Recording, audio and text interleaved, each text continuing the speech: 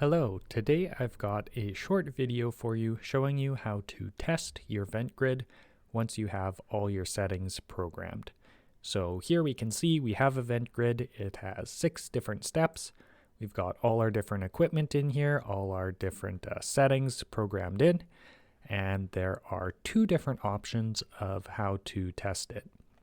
On the bottom here, we have a single step test.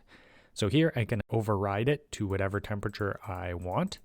So let's say I want to see how will it operate at 70 degrees. I can set that value, close this out, and then wait a few seconds. It will override. We'll see up top here, it's overridden it to be 70 degrees.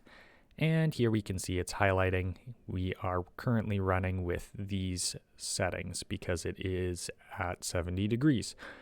However, I'll just stop that test. If you want to do a bit more of an automated test, the second option here, we have our low temperature and our high temperature, basically our start and stop.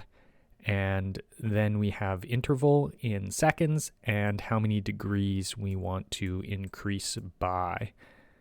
So, you know what? Let's just do 2 degrees every 5 seconds and start test. We'll close that.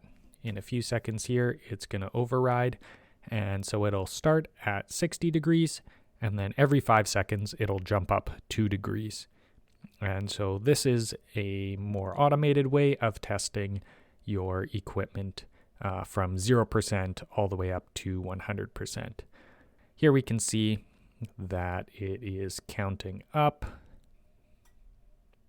Every few seconds, it will jump up. And so it's going through our different steps.